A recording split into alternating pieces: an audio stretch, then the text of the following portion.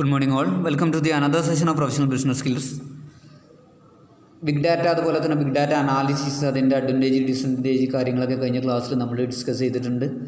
So ഇന്ന് നമുക്ക് discuss ചെയ്യാനുള്ളത് ഡാറ്റ സയൻറ്റിസ്റ്റ്. എന്താണ് ഡാറ്റ സയൻറ്റിസ്റ്റ്?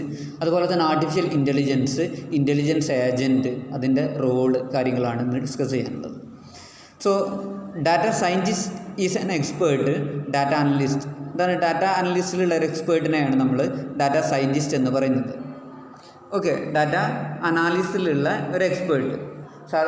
ഡാറ്റ അനലിസ്റ്റ് അല്ല, അതിൻ്റെ ഒന്നുകൂടെ എന്താണ് വിവരങ്ങളൊക്കെ അറിയുന്ന ആളെയാണ് നമ്മൾ ഡാറ്റ സയൻറ്റിസ്റ്റ് എന്ന് പറയുന്നത്, അതിൽ എക്സ്പേർട്ട് ആയിട്ടുള്ള ആൾ. So data scientist are the analytical experts who utilize their skills in both technology and social science to find trends and manage data to solve complex problems in business. ബിസിനസ്സിലെ complex ആയിട്ടുള്ള problem solve ചെയ്യുക, business related ആയിട്ടുള്ള ഡാറ്റകളെ manage ചെയ്യുക, market trend മനസ്സിലാക്കുക തുടങ്ങിയ കാര്യങ്ങളെല്ലാം ചെയ്യാൻ വേണ്ടിയിട്ട് ടെക്നോളജീസിലും സോഷ്യൽ സയൻസിലും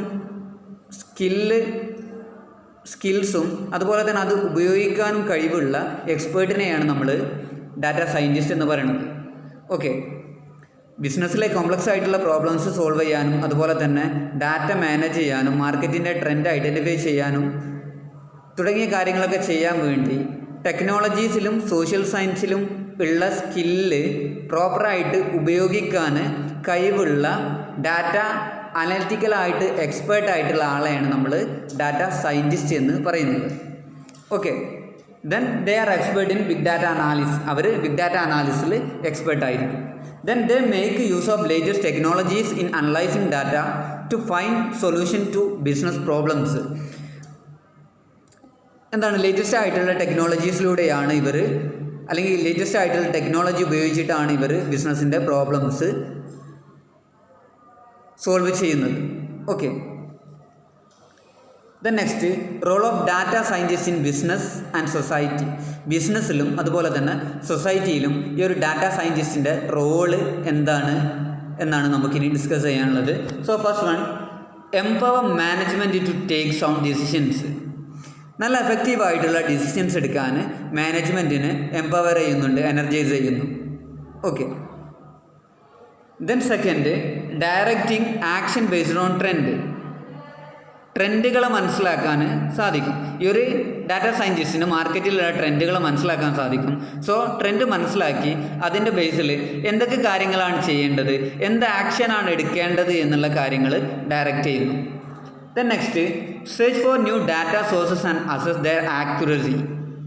പുതിയ ഡാറ്റ സോഴ്സുകൾ ഐഡൻറ്റിഫൈ ചെയ്യുക, അതുപോലെ തന്നെ അതിൻ്റെ ആക്യുറസി അസസ് ചെയ്യുക. ഇതാണ് ഈ ഒരു ഡാറ്റ സയൻറ്റിസ്റ്റിൻ്റെ റോള്. ദെൻ മറ്റൊരു role, challenging the staff to adopt best practices. Data അനാലിസിസിലെ ബെസ്റ്റ് പ്രാക്ടീസുകൾ അഡോപ്റ്റ് ചെയ്യാനും അതുപോലെ തന്നെ അത്തരത്തിലുള്ള കാര്യങ്ങൾ പഠിക്കാൻ എംപ്ലോയീസിന് ചലഞ്ചായിട്ട് നൽകുക. ഏറ്റവും ബെസ്റ്റ് ആയിട്ടുള്ള പ്രാക്ടീസുകൾ എന്തൊക്കെയാണ് ഈ ഒരു ഡാറ്റ അനാലിസിസിലുള്ളത് തുടങ്ങിയ കാര്യങ്ങൾ എംപ്ലോയീസിന് പറഞ്ഞു കൊടുക്കുക, അതുപോലെ തന്നെ അത് ചെയ്യാൻ വേണ്ടിയിട്ട് അവരോട് പറയാം. Then next, familiarise the employees to use analytical system.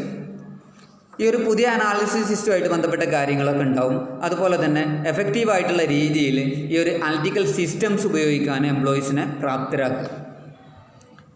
Then recommend action to improve performance. നമ്മുടെ ഓർഗനൈസേഷൻ്റെ പെർഫോമൻസ് ഇംപ്രൂവ് ചെയ്യാൻ ആവശ്യമായിട്ടുള്ള സജഷൻസും അതുപോലെ തന്നെ റെക്കമെൻഡേഷൻസും ഒക്കെ പ്രൊവൈഡ് ചെയ്യും. Then identification and defining of target audience. നമ്മുടെ ഓർഗനൈസേഷൻ്റെ ടാർഗറ്റ് ഓഡിയൻസിനെ ഐഡൻറ്റിഫൈ ചെയ്യാനും അവരുടെ ടേസ്റ്റ്, പ്രിഫറൻസ്, നീഡ്സ്, വാണ്ട്സ് ഒക്കെ മനസ്സിലാക്കാനും ഈ ഒരു ഡാറ്റ സയൻറ്റിസ്റ്റിന് സാധിക്കും.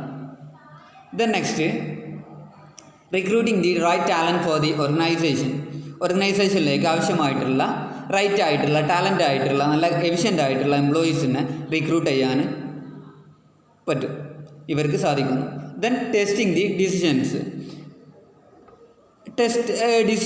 ടെസ്റ്റ് ചെയ്യുക. ഓർഗനൈസേഷൻ ഒരുപാട് തീരുമാനമെടുത്തിട്ടുണ്ടാവും, ആ തീരുമാനങ്ങൾ എത്രത്തോളം ശരിയാണ് അതുപോലെ തന്നെ എത്രത്തോളം തെറ്റാണെന്നുള്ള കാര്യങ്ങൾ ടെസ്റ്റ് ചെയ്യാം, ചെക്ക് ചെയ്യുക, ഇവാലുവേറ്റ് ചെയ്യാം. ഓക്കെ, ഇത്ര കാര്യങ്ങളാണ് ഡാറ്റ സയൻറ്റിസ്റ്റിൻ്റെ റോള്.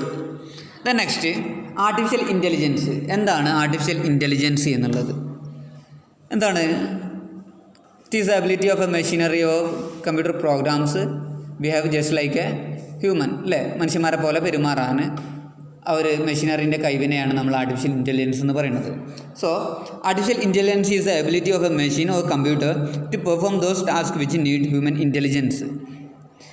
ഹ്യൂമൻ ഇൻ്റലിജൻസ് ആവശ്യമുള്ള ടാസ്കുകൾക്ക് അല്ലെങ്കിൽ ഹ്യൂമൻ ഇൻ്റലിജൻസ് ആവശ്യമായിട്ടുള്ള ടാസ്കുകൾ ചെയ്യാൻ ഒരു കമ്പ്യൂട്ടറിനും അതുപോലെ തന്നെ മെഷീനറിക്കുള്ള കൈവിനെയാണ് നമ്മൾ ആർട്ടിഫിഷ്യൽ ഇൻ്റലിജൻസ് എന്ന് പറയുന്നത്.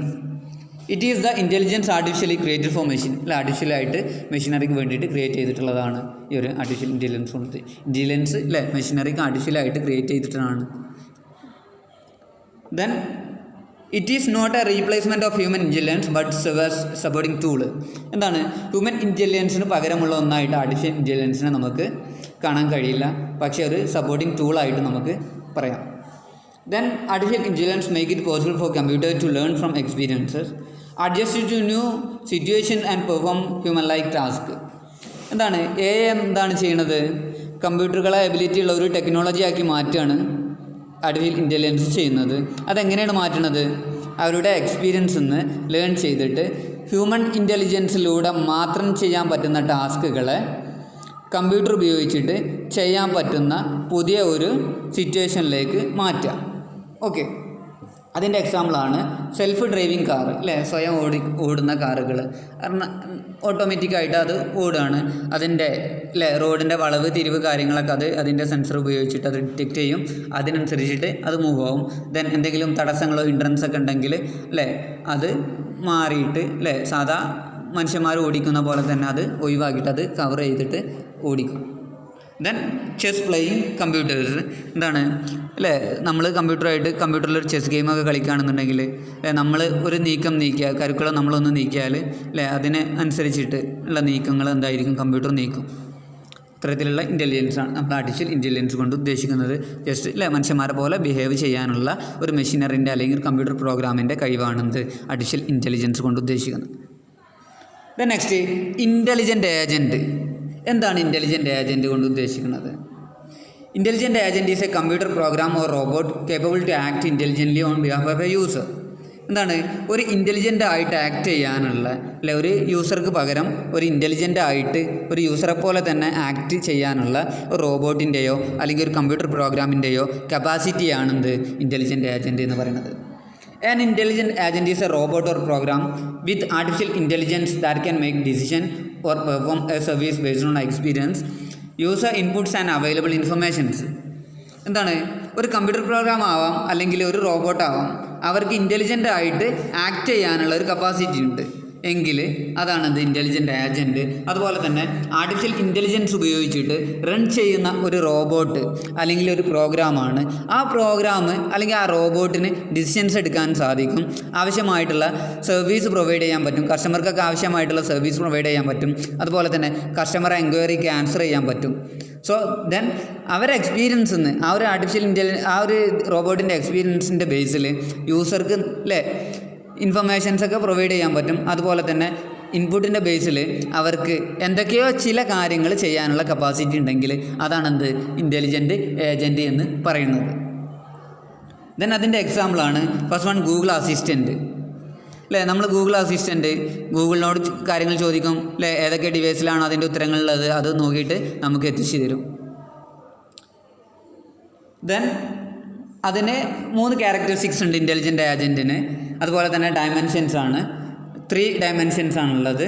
First one agency, second intelligence, then third mobility. എന്താണ് ഏജൻസി കൊണ്ട് ഉദ്ദേശിക്കുന്നത്? ഏജൻസി കൊണ്ട് ഉദ്ദേശിക്കുന്നത് പറഞ്ഞാൽ ഡിഗ്രി ഓഫ് ഇൻഡിപെൻഡൻ്റ് ആണ്.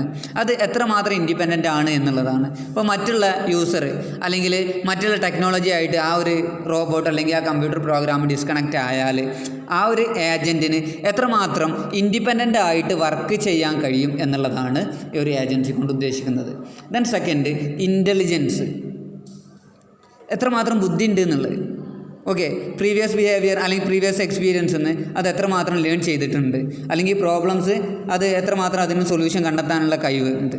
ദെൻ പ്രസൻറ്റ് സിറ്റുവേഷനുമായിട്ട് അത് മാനേജ് ചെയ്യാനുള്ള കഴിവ്, അതാണ് ഇൻ്റലിജൻസ് കൊണ്ട് ഉദ്ദേശിക്കുന്നത്.